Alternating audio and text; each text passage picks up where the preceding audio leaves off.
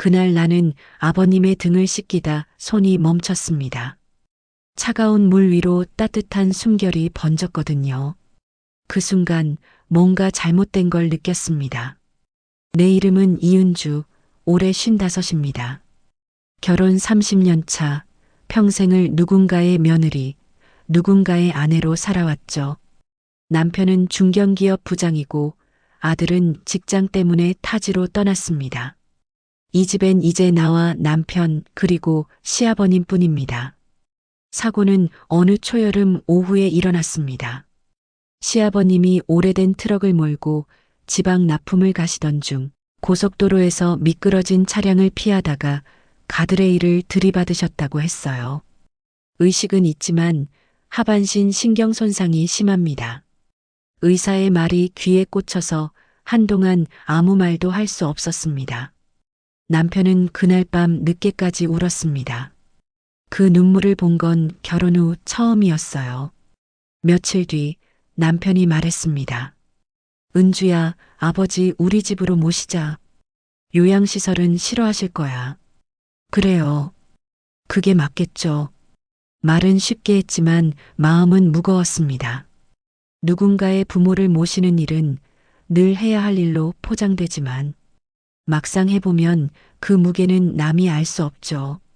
시아버님을 모셔온 첫날, 안방에 새로 설치한 전동 침대 위에서 아버님은 조용히 웃으셨습니다. 미안하구나, 며느라. 괜히 너희 짐이 됐지. 그런 말씀 마세요. 아버님이 계셔야 집이죠. 말은 그렇게 했지만 그날 밤 잠이 오지 않았습니다. 새벽 3시 아버님 방에서 나는 기계 소리에 귀를 기울이며 내가 잘할 수 있을까 수십 번 되뇌었죠. 그 후로 내 하루는 정해져 있었습니다. 아침엔 기저귀를 갈고 식사 후엔 재활 스트레칭을 도와드리고 낮에는 세탁기와 함께 돌아가며 하루를 보냈습니다. 남편은 말했습니다. 은주야, 당신이 있어서 다행이야. 그 말이 위로가 될 줄 알았는데 이상하게도 그때부터였어요. 그 말이 이제부터 내일이다로 들리기 시작한 건 아버님은 늘 미안하다고 하셨습니다. 내가 너한테 이런 신세를 지다니. 아버님, 가족끼리 그런 말씀하지 마세요. 그 말을 하며 수건으로 아버님의 손을 닦았는데 손등의 주름이 마치 말라버린 나뭇가지 같았습니다. 그 손을 바라보다가 문득 떠올랐어요. 이분도 한때는 건장한 가장이었을 테지. 운전대를 잡고 도로 위를 달리던 손이었을 텐데 며칠이 지나면서 집안의 공기도 달라졌습니다. 부엌 깬 약 냄새가 배었고 식탁 위엔 약통이 늘었죠. 남편은 회사 일로 늦는 날이 잦아졌습니다. 요즘 프로젝트가 커서 야근이 많아. 그 말이 거짓은 아니었겠죠. 하지만 나 혼자 밥을 차려놓고 앉아 있을 때마다 빈자리가 너무 크게 느껴졌습니다. 그날도 평소처럼 아버님의 식사를 준비했습니다. 죽을 떠서 입에 넣어드리는데 숟가락 끝이 살짝 떨렸어요. 은주야, 괜찮냐? 네, 괜찮아요. 요즘 조금 피곤해서요. 힘들면 간병인 불러. 나 때문에 내 인생 망치면 안 돼. 그 말이 이상하게 가슴을 울렸습니다. 나 때문에 내 인생 망치면 안 돼. 그 말 속에는 이미 망쳤다는 자책이 숨어 있었어요. 밤마다 아버님의 방에 불이 켜져 있었습니다. 기계 소리, 숨소리, 그리고 낮게 음조리는 목소리. 나는 문틈 사이로 불빛을 보며 생각했어요. 저 안에서 아버님은 무슨 생각을 하실까? 그리고 문득 침대 옆 선반에 놓인 낡은 면도기를 봤습니다. 닳아버린 손잡이, 오래된 금속 냄새. 아마도 시어머니가 살아계실 때 쓰시던 걸 아직도 버리지 못하신 거겠죠. 그 면도기를 바라보는 순간 설명할 수 없는 쓸쓸함이 밀려왔습니다. 며칠 뒤 아버님의 상태는 조금씩 나아졌지만 그만큼 더 조심스러워지셨습니다. 은주야, 오늘은 그냥 씻지 말자. 피곤할 텐데. 괜찮아요. 제가 도와드릴게요. 욕실 문을 닫으며 나도 모르게 한숨이 새어나왔습니다. 손끝이 떨리고 물소리가 커질수록 마음이 불안해졌습니다. 그때까지만 해도 몰랐죠. 그 평범한 돌봄의 순간이 우리 가족의 운명을 바꾸게 될 줄은요. 하반신마비라고 했습니다. 그런데 그날 물속에서 느꼈던 그 온기는 정말 병 때문이었을까요? 아니면 우리가 놓치고 있던 다른 신호였을까요? 은주야, 미안해. 오늘도 늦을 것 같아. 남편의 문자 한 줄. 식탁 위엔 이미 식은 된장국이 김도 없이 놓여 있었다. 나는 젓가락을 내려놓았다. 이 집엔 이제 나 혼자 밥 먹는 사람 같다. 며칠째 남편은 집에 거의 들어오지 않았습니다. 회사 일이 바쁘다. 회식이 있다. 갑자기 출장이다. 그 말들이 진짜일 수도 있었겠죠. 하지만 이상하게도 그 모든 일정의 끝엔 항상 나 없는 저녁이 남았습니다. 아버님을 모시고 산 지 2달째. 내 하루는 분 단위로 채워졌습니다. 기상 60, 기저귀 교체, 죽 끓이기, 세탁, 약 챙기기, 점심 후엔 물리치료 스트레칭, 저녁에는 욕실로 모셔 목욕을 도와드리고 밤 10시엔 혈압 체크. 이 모든 일과가 끝나면 하루가 아니라 한 세월이 지나간 듯 했어요. 은주야, 당신이 있어서 다행이야. 남편은 가끔 그렇게 말했지만 그 말 뒤에는 늘 그래서 나는 안 해도 된다는 묘한 안도감이 묻어 있었습니다. 그 말이 싫진 않았지만 그럴수록 이상하게 더 외로워졌어요. 어느 날 아침 식탁 위에서 남편이 커피를 마시며 말했습니다. 내일부터 야근 계속될 것 같아. 이번 프로젝트 끝나면 여행이라도 가자. 좋아요. 어디든 가요. 그 대화 뒤엔 오랜 침묵이 흘렀습니다. 서로를 마주보며 웃어야 하는데 우린 각자의 컵만 바라봤습니다. 그 작은 식탁 위에 대화보다 커진 조용함이 앉아 있었어요. 점점 나는 말을 잃어갔습니다. 아버님을 돌볼 땐 부드럽게 말해야 하고 남편과 있을 땐 조용히 참아야 했습니다.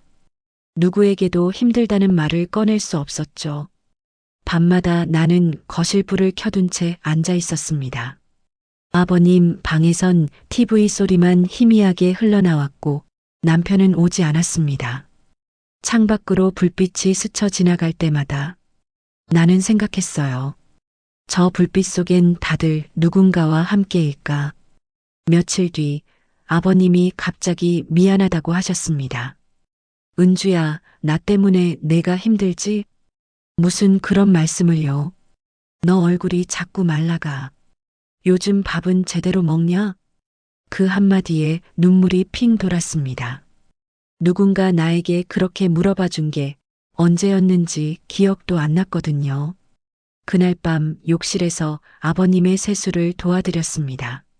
손등에 닿는 물이 차가웠고 그분의 눈빛은 유난히 깊어 보였습니다. 며느라, 미안하다. 이런 신세를. 괜찮아요, 아버님.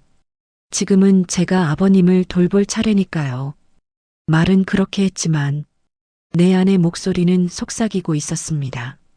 언제까지 이렇게 살아야 할까? 시간이 지날수록 남편의 부재는 더 길어졌습니다.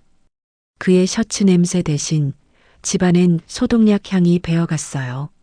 아침에 세탁기를 돌릴 때마다 속옷과 기저귀가 뒤섞이는 걸 보며 내 인생이 이렇게 변했구나 하고 실감했습니다. 하루는 친구 경자에게서 전화가 왔습니다. 은주야, 요즘 왜 연락이 없냐? 얼굴 좀 보자. 요즘 좀 정신이 없어서. 그 사람은 좀 도와줘? 남편 말이야. 바빠서 뭐. 그 말을 끝내기도 전에 눈물이 났습니다. 경자가 잠시 침묵하더니 조용히 말했어요. 은주야, 너무 오래 참지 마. 사람은 무너질 때 한순간이야. 그 말이 이상하게 오래 맴돌았습니다.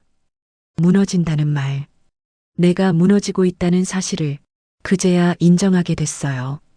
며칠 뒤 작은 일이 터졌습니다. 목욕 도중에 욕조 바닥이 미끄러워서 아버님이 거의 넘어질 뻔했거든요. 내가 온몸으로 그분을 받치며 겨우 세웠습니다. 그 순간 둘 다 숨이 가빠졌어요. 괜찮으세요, 아버님? 어휴, 나 때문에 또 놀랐지? 그때 느꼈습니다. 아버님의 몸무게보다 무거운 건 책임감이라는 걸. 그날 밤 남편에게 전화를 걸었습니다. 여보, 내일은 좀 일찍 들어오면 안 될까? 나 요즘 너무 힘들어. 잠시 침묵이 흐르더니, 은주야, 나도 일해야지. 우리 집이 그냥 돌아가는 줄 알아? 그 말에 아무 말도 할 수 없었습니다. 수화기 너머로 웃음소리가 들렸어요. 아마 회식 자리였겠죠. 그 소리가 이상하게 너무 낯설었습니다. 나는 점점 잠을 못 이루게 됐습니다. 새벽마다 세탁기 돌아가는 소리만 들리고 거실 시계 초침이 내 심장보다 크게 뛰었습니다. 거울 속 내 얼굴은 점점 창백해졌고 눈 밑엔 짙은 그늘이 자리했어요. 이러다 나도 병나겠구나. 그런 생각을 하면서도 다음날 새벽엔 또 아버님의 기저귀를 갈고 있었습니다. 어느 날 밤 아버님이 내 손을 잡고 말씀하셨습니다. 은주야, 내 손이 참 따뜻하구나. 그 한마디에 참았던 눈물이 그대로 흘러내렸습니다. 누군가가 내 손을 그렇게 바라봐 준 게 정말 오랜만이었거든요. 누군가의 삶을 대신 돌본다는 건 그 사람의 고통을 대신 짊어지는 일입니다. 하지만 정작 내 고통은 그 누구에게도 맡길 수 없었죠. 은주야, 괜찮다. 그냥 물이 좀 차서 그래. 시아버님의 목소리가 흔들렸다. 내 손끝이 닿은 그 순간 물보다 먼저 얼어붙은 건 내 심장이었다. 요 며칠 나는 더 조심스러워졌습니다. 욕실 문을 닫을 때도 수건을 건넬 때도 마치 유리 위를 걷는 사람처럼 조심했죠. 몸이 불편한 아버님을 씻겨드리는 일은 처음엔 어색했지만 시간이 지나면서 그저 하나의 일과가 되었습니다. 그날도 그랬어요. 물 온도를 확인하고 의자에 앉혀드리고 수건으로 머리를 감싸드렸죠. 그런데 이상하게 그날따라 아버님의 표정이 달라 보였습니다. 어딘가 긴장한 듯 시선을 피하셨거든요. 아버님, 물이 너무 뜨겁진 않으세요? 아, 괜찮다. 너 참 세심하구나. 평소엔 웃으며 하시던 말씀이었는데 그날따라 목소리가 묘하게 떨렸습니다. 그 미세한 떨림이 내 귀에 오래 남았어요.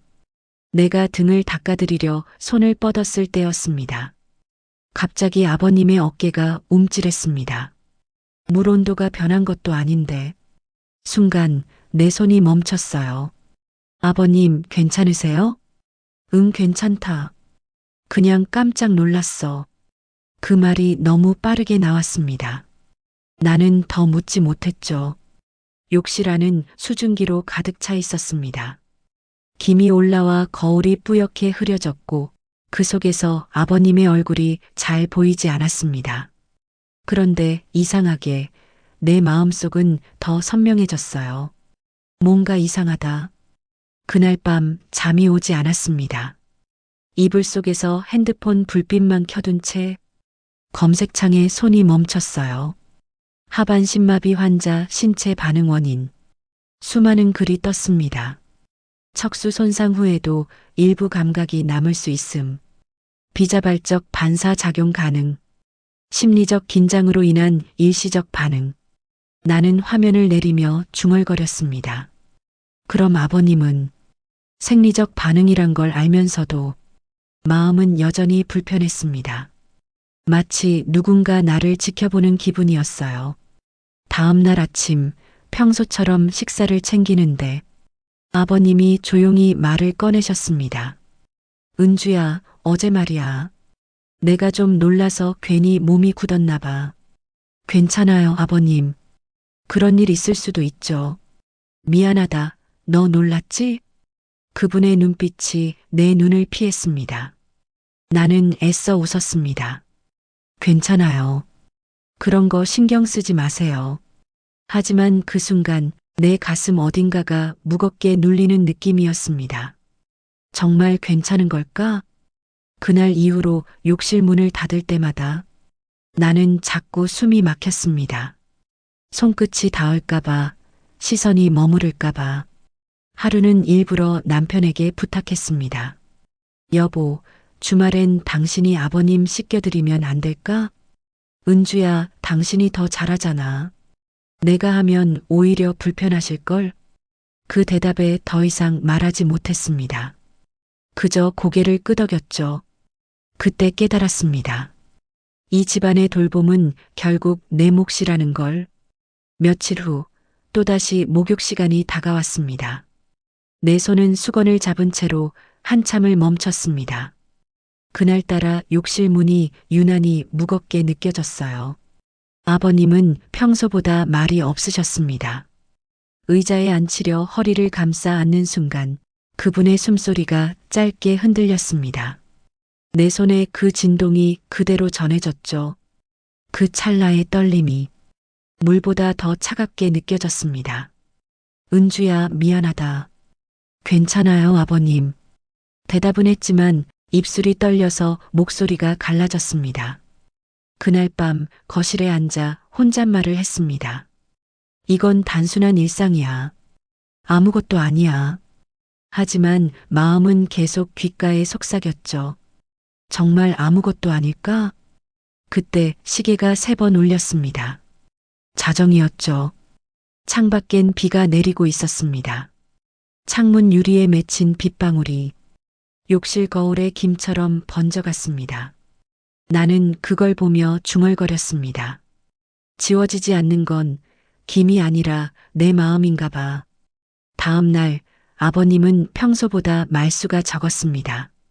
식사 도중 젓가락을 내려놓으며 조용히 말했죠. 은주야, 내가 요즘 너한테 너무 신세만 지는 것 같구나. 무슨 말씀이세요? 그냥 나도 미안하고 부끄럽다. 그 말 속엔 무언가 더 숨겨져 있었어요. 하지만 나는 묻지 않았습니다. 묻는 순간 모든 게 무너질 것 같았거든요. 그날 이후로 욕실의 수증기는 쉽게 사라지지 않았습니다. 물은 식어도 마음은 식지 않았으니까요. 그 수증기 속에서 나는 처음으로 느꼈습니다. 돌봄이란 누군가를 씻겨주는 일이 아니라 나 자신을 지워가는 과정이라는 걸. 욕실 거울에 김이 서려 있었습니다. 그 위에 무심코 손끝으로 그린 원. 그 안에 비친 내 얼굴이 낯설게 느껴졌습니다. 언제부터 이렇게 불안한 사람이 됐을까? 며칠째 마음이 편치 않았습니다. 아버님을 씻겨드릴 때마다 손끝에 닿는 그 미세한 떨림이 떠오릅니다. 분명 의사도 말했어요. 하반신 완전 마비입니다. 그런데 왜 느껴지는 걸까요? 나는 그저 돌봄을 하는 며느리인데 왜 이렇게 마음이 흔들리는 걸까요? 그날 아침 남편이 출근 준비를 하며 말했습니다. 은주야, 다음 주엔 내가 출장을 가야 할 것 같아. 출장이요? 한 3일 정도. 아버지는 괜찮겠지? 그럼요. 뭐, 괜찮죠. 입으로는 괜찮다고 했지만 가슴 한쪽이 휑하게 무너졌습니다. 남편이 없는 동안 나와 아버님 둘뿐이라는 생각 때문이었어요. 점심을 차리던 중 문득 휴대폰이 울렸습니다. 병원에서 온 문자였습니다. 재활 상태 정기 확인일 알림. 그 문자 한 줄이 그렇게 불안할 수가 없었습니다. 혹시 정말 하반신이 아니면 내가 뭘 착각하고 있는 걸까? 생각이 꼬리를 물었습니다. 그날 오후 나는 결심했습니다. 병원 기록을 다시 확인해 보기로요. 저녁에 아버님이 주무시는 사이 나는 조용히 서랍을 열었습니다. 진료비 영수증, 재활일지, 그리고 진단서 한 장. 그곳에 적혀 있었습니다. T12 척추 손상 하반신 부분 마비 가능성 있음. 부분 마비? 심장이 쿵 하고 떨어졌습니다. 완전 마비가 아니라 가능성. 그럼 의사도 100% 확정한 게 아니었다는 건가요? 손끝이 떨렸습니다. 그 종이를 덮으려다가 다시 펼쳤어요. 눈으로 문장을 더듬는 동안 마음속에선 수많은 생각이 뒤섞였습니다. 혹시 아버님이 알고 계신 걸까? 왜 아무 말도 안 하셨을까? 다음 날 식사 중에 아버님을 힐끔 바라봤습니다. 그분은 평소처럼 조용히 밥을 드셨지만 그 눈빛이 이상하게 흔들리는 것 같았어요. 아버님, 요즘 재활 운동하실 때 감각 같은 건 좀 느껴지세요? 감각이라니? 그냥 다리 쪽에 뭐 그런 거요. 아니, 하나도 안 느껴. 왜 물어보니? 그분의 대답은 너무 빠르고 단호했습니다. 그럴수록 의심이 더 깊어졌어요. 나는 아무 말 없이 밥숟가락을 내려놓았습니다. 식탁 위에 놓인 김이 다 꺼져 있었죠. 밤이 되자 마음이 더 복잡해졌습니다. 침대에 누워서 천장을 바라봤습니다. 그동안의 장면들이 하나씩 떠올랐어요. 목욕 중에 미세한 떨림, 움직이는 듯한 다리, 그리고 그날의 숨결. 내가 미친 걸까? 아니면 정말 뭔가 숨기고 계신 걸까? 불 꺼진 천장 위로 시계 초침 소리가 유난히 크게 들렸습니다. 다음 날 재활센터 간호사에게 전화를 걸었습니다. 저 환자분이 하반신 감각이 완전히 없는 게 맞나요? 의사 말씀으로는 일부 신경 반응이 남아있을 가능성도 있다고 들었어요. 그럼 가끔 반응이 있을 수도 있나요? 예, 그런 경우도 많아요. 놀라지 마세요. 그 말을 듣자 이상하게 마음이 가라앉았습니다. 하지만 동시에 더 두려워졌어요. 정말 그게 단순한 반응일까? 저녁 무렵 남편이 전화를 걸어왔습니다. 은주야, 출장은 이틀로 줄었어. 다행이지? 응. 아버지 잘 계시지? 응, 잘 계셔. 짧은 대화가 끝나자 나는 그제야 깨달았습니다. 남편에게 이 이야기를 할 수 없다는 걸요. 그가 듣는다면 분명 이렇게 말했겠죠. 은주야, 내가 예민한 거야. 그 말이 무서웠습니다.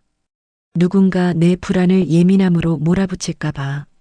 그래서 나는 아무 말도 하지 않았습니다. 그날 밤 욕실에서 아버님의 수건을 정리하다가 거울을 봤습니다. 그 안에 낯선 여자가 서 있었어요. 나였죠. 눈밑이 움푹 꺼지고 입술은 말라붙어 있었습니다. 손에는 아직 따뜻한 수건이 쥐어져 있었어요. 그 수건이 마치 나의 온기를 대신해 주는 것 같았습니다. 나는 거울 속 자신에게 조용히 말했습니다.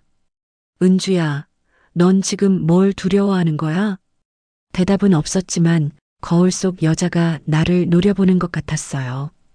그 시선이 오히려 정답 같았습니다. 며칠 후 남편이 출장을 떠났습니다. 그날 밤 집안은 이상할 만큼 조용했습니다. TV도 끄고 전화도 무음으로 두었습니다. 그때 아버님 방에서 낮은 신음소리가 들렸습니다. 아버님 괜찮으세요? 문을 열었을 때 그분은 땀에 젖은 얼굴로 누워 계셨습니다. 미안하다, 은주야.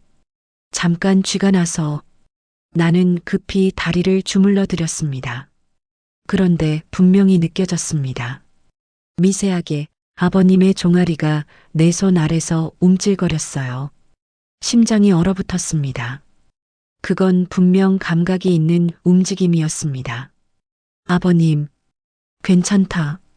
그냥 반사작용이야. 그 순간 그 말이 더 이상 위로로 들리지 않았습니다. 이제 확신이 들었어요. 무언가 숨기고 계신다고. 진실은 언제나 소리 없이 움직입니다. 처음엔 바람처럼, 그러다 어느 순간 폭풍이 되죠. 나는 그날 밤 조용한 폭풍의 시작을 들었습니다. 은주야, 미안하다. 사실은 그 한마디가 나를 붙잡은 채 시간이 멈춰버린 것 같았습니다. 그날 새벽 나는 진실의 조각을 마주했죠. 남편이 출장을 간 지 이틀째 되던 밤이었습니다. 아버님은 평소보다 훨씬 피곤해 보였어요. 식사도 반쯤 남기고는 금세 누워버리셨습니다. 나는 조용히 방문을 닫고 거실로 나왔습니다. 그런데 이상하게 문틈 사이로 새어나오는 희미한 소리가 들렸습니다. 규칙적인 숨소리 그리고 약한 신음. 통증인가? 불안한 마음에 문을 열었습니다. 침대 옆에는 떨어진 담요, 바닥엔 구겨진 수건 한 장이 있었습니다. 아버님은 상반신을 일으키려 애쓰고 계셨죠. 아버님, 무슨 일이에요? 아, 미안하다. 물 좀 마시려다가. 나는 급히 그분을 붙잡았습니다. 그런데 그 순간 내 손끝 아래에서 아버님의 다리가 분명히 움직였습니다. 숨이 멎는 것 같았습니다. 움직였다 분명히. 아버님 지금 다리 움직이셨어요. 아니야. 그건 그냥 근육이 떨린 거야. 아니에요. 제가 봤어요. 그분은 대답하지 못했습니다. 방 안에는 시계 초침 소리만 울리고 있었습니다. 그 침묵 속에서 나는 떨리는 목소리로 물었습니다. 아버님, 저한테 뭘 숨기고 계신 거예요? 한참을 망설이던 아버님이 천천히 고개를 떨구셨습니다. 그분의 입에서 나온 말은 내가 상상도 못한 진실이었습니다. 은주야, 사실 나는 처음부터 다리가 완전히 마비된 건 아니었다. 그 말에 온몸이 굳었습니다. 그럼 왜 그런 척을 하신 거예요? 아버님은 고개를 들지 못한 채 낮게 거의 속삭이듯 말했습니다. 그때 병원에서 의사가 말했지. 완전한 마비는 아니라고. 하지만 재활하려면 오래 걸린다고. 비용도 많이 들고 간병도 필요하다고. 그분은 잠시 숨을 고르더니 말을 이었습니다. 너희 아버지가 아니. 내 아들이 힘들어질까봐 무서웠다. 그 애가 책임감이 약해서 나 때문에 인생 망칠까봐. 그래서 일부러 완전 마비인 척했어. 그러면 다들 나를 요양원에 보냈을 테니까. 그 말에 눈물이 왈칵 쏟아졌습니다. 그럼 왜 우리 집으로 오셨던 거예요? 내 남편이 그랬잖니. 아버지, 제가 모시겠습니다. 그 말을 듣고 나도 모르게 눈물이 났다. 그래도 아들이 날 버리지 않았구나 싶어서. 근데 막상 와보니 너 혼자 다 하더구나. 그게 너무 미안해서 차라리 마비인 척하는 게 낫겠다고 생각했어. 나는 말없이 그분을 바라봤습니다. 눈앞이 흐릿했습니다. 그동안의 의심, 두려움, 피로가 한순간에 무너져 내렸어요. 아버님, 그런 일이라면 왜 말씀 안 하셨어요? 어떻게 말하겠니? 나 사실 조금은 움직일 수 있다 하면 너희가 실망할까봐 두려웠다. 내가 거짓말쟁이가 될까봐. 그분은 한참 동안 말을 잇지 못했습니다. 이윽고 조용히 웃었습니다. 은주야, 인간이란 게 참 그래. 몸보다 마음이 더 무겁더라. 그 한마디가 가슴을 찔렀습니다. 나는 그분의 손을 잡았습니다. 손끝이 따뜻했습니다. 그 온기가 거짓이 아니었어요. 한참 후 아버님은 담요를 덮으며 나지막이 말했습니다. 너한텐 고맙고 또 미안하다. 나는 내가 며느리라서 다행이면서도 동시에 미안한 사람이야. 아버님, 이제 그만 날 돌봐라. 다음 주엔 요양원으로 가자. 나는 고개를 저었습니다. 아니요. 이제 아버님께 재활치료 다시 시작해요. 진짜로 나아질 수도 있잖아요. 그분은 조용히 웃었습니다. 이 나이에 뭘 낳아서 어디 가겠니? 그저 내 손이 따뜻하다는 게 그게 내 재활이었다. 그날 새벽 나는 잠들지 못했습니다. 창문 틈으로 들어오는 희미한 빛이 방을 비추고 있었습니다. 그 빛 속에서 아버님의 얼굴이 평온해 보였어요. 그제야 알았습니다. 그분은 병보다 죄책감과 싸우고 있었던 거예요. 나는 속삭였습니다. 아버님, 이제 그만 괜찮아요. 괜찮으니까 조금만 더 제 옆에 계세요. 눈물이 베개를 적셨습니다.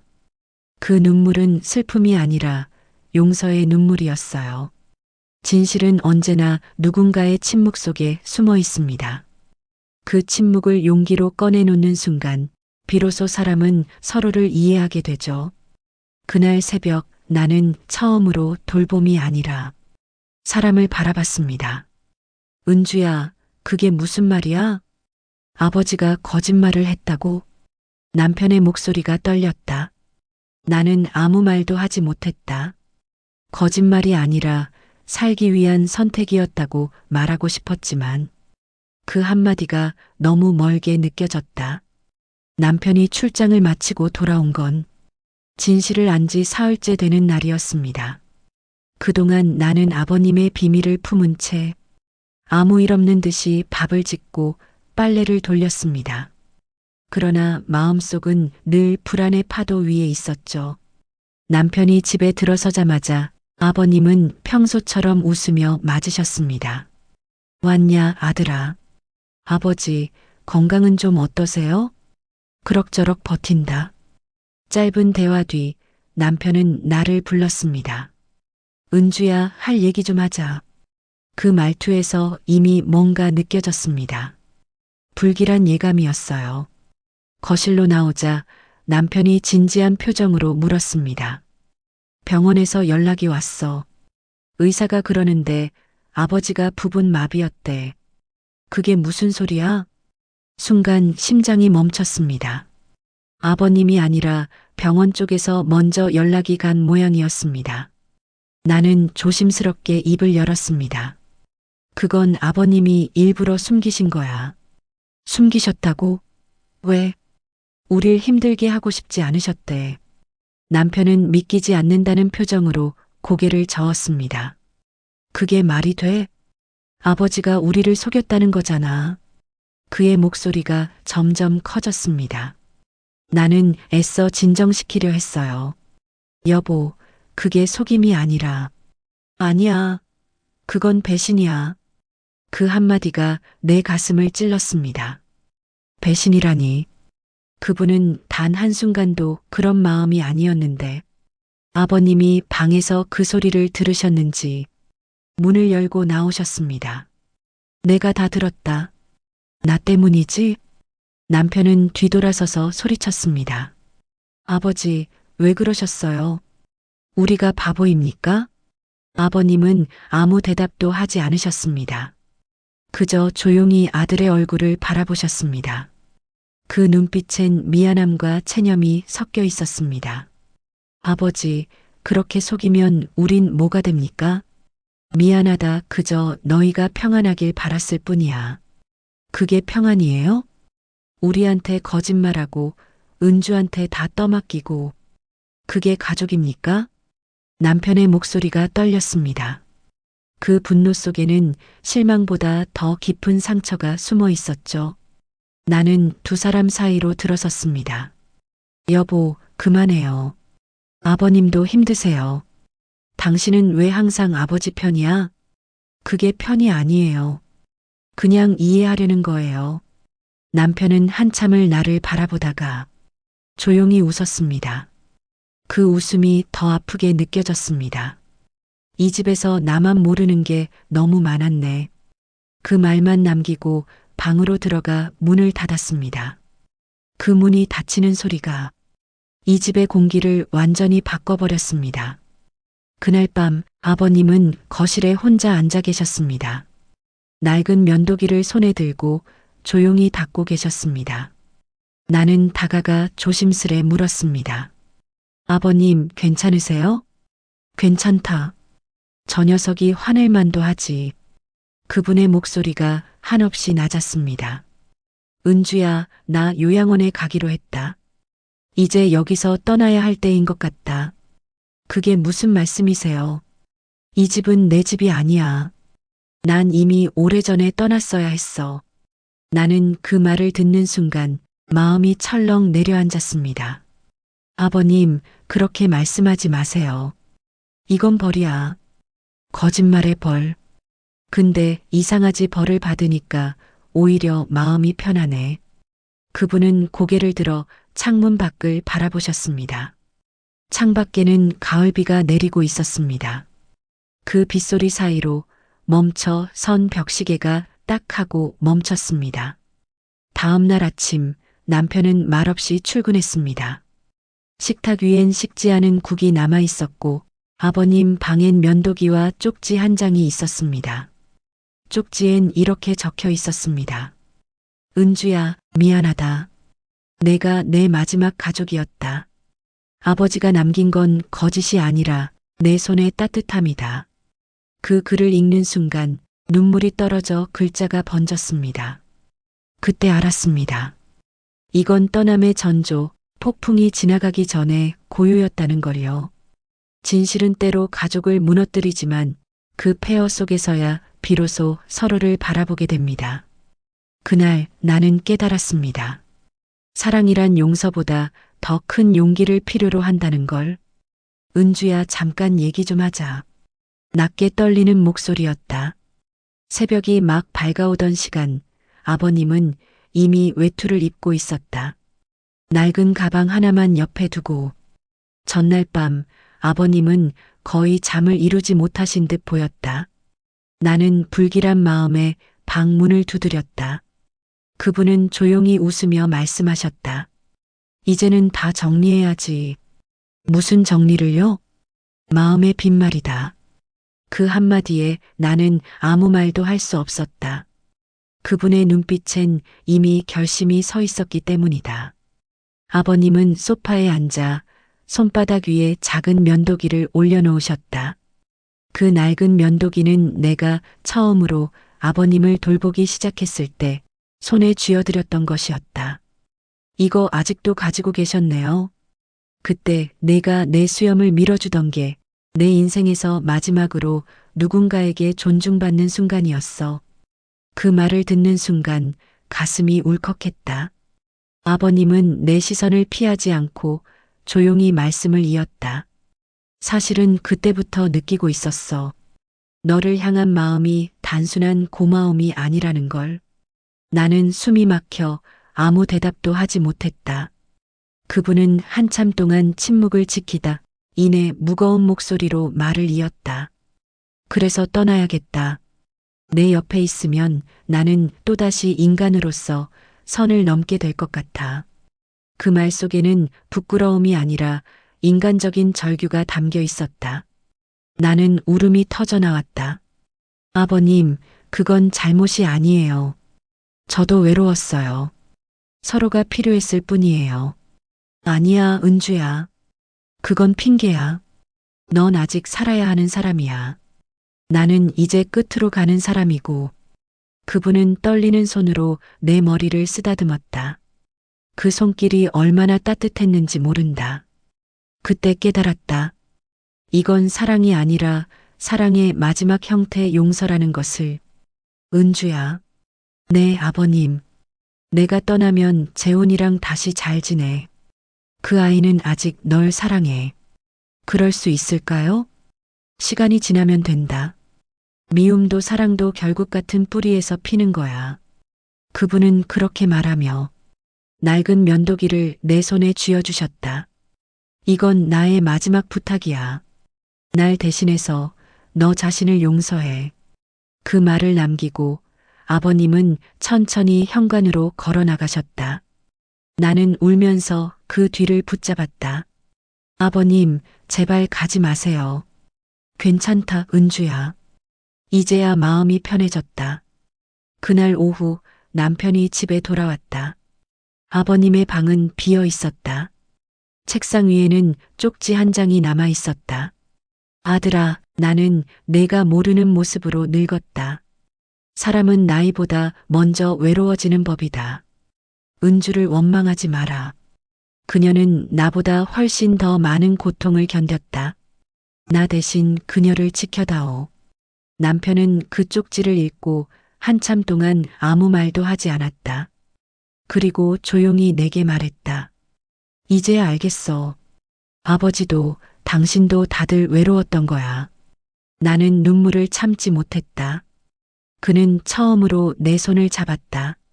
그 손이 얼마나 따뜻했는지 그제야 기억이 났다. 그날 이후로 나는 매년 그날이면 낡은 면도기를 꺼내 먼지를 닦는다. 그리고 창문을 열어 새벽 공기를 맞는다.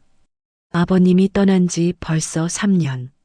남편과 나는 여전히 서로를 온전히 이해하지 못하지만 적어도 그때보다 조금 더 용서할 줄 아는 사람들이 되었다. 시간은 모든 상처를 지워주진 않지만 그 위에 새로운 의미를 쌓을 기회를 준다. 아버님, 이제야 알겠어요. 당신이 남긴 건 죄가 아니라 사람을 다시 사랑하는 법이었어요. 아침 공기가 참 차네요. 은주는 창문을 열며 말했다. 낡은 면도기가 여전히 거실 선반 위에 놓여 있었다. 먼지가 쌓인 그것을 조용히 닦아내는 게 어느새 그녀의 아침 습관이 되었다. 그날 이후 아버님은 다시 돌아오지 않았다. 그가 어디로 갔는지, 누구와 지내는지 끝내 아무도 알지 못했다. 하지만 이상하게도 은주는 그가 평안하게 있을 거라는 걸 알고 있었다.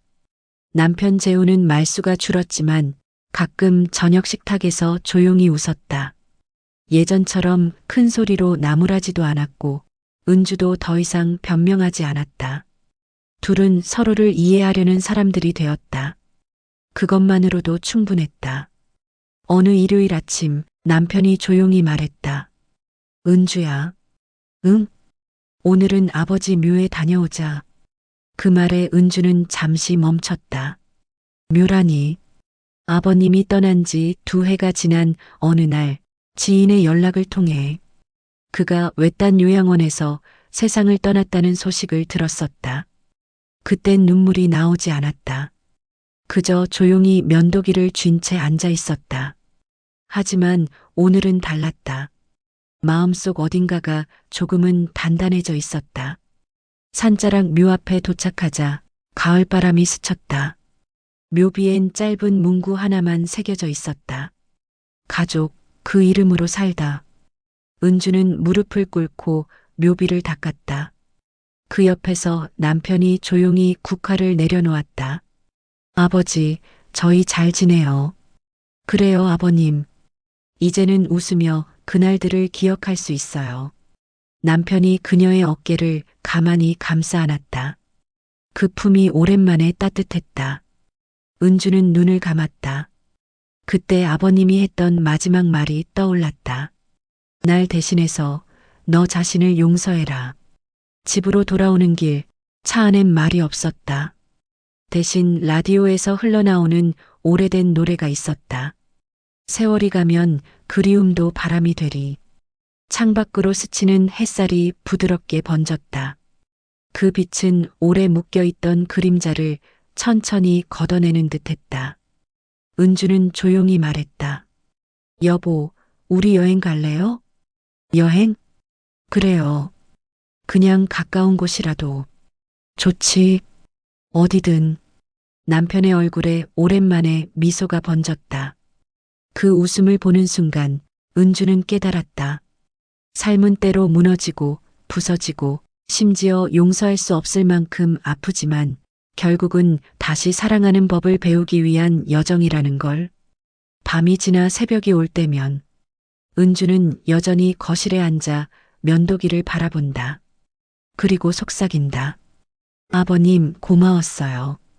당신 덕분에 다시 사람을 사랑할 용기를 얻었어요. 그녀는 면도기를 서랍에 조심스레 넣고 창문을 열었다. 하늘이 붉게 물들어 있었다. 새로운 하루가 시작되고 있었다. 오늘은 조금 더 따뜻하게 살아볼게요. 그 말과 함께 첫 햇살이 거실 바닥을 물들였다. 모든 게 끝난 줄 알았던 이야기는 그제야 조용히 그러나 분명히 새로 시작되고 있었다. 사람은 누구나 한 번쯤 잘못된 길을 걷는다. 하지만 그 길 끝에서 자신을 용서할 줄 안다면 그것이 곧 삶의 2번째 시작이다. 여러분이라면 은주의 선택을 이해할 수 있을까요? 사랑과 용서 사이에서 당신은 어떤 결정을 내렸을지 댓글로 여러분의 생각을 들려주세요. 오늘 이야기가 마음에 남았다면 구독과 좋아요로 저희에게 따뜻한 응원을 보내주세요. 여러분의 한 번의 클릭이 다음 이야기를 만들 힘이 됩니다.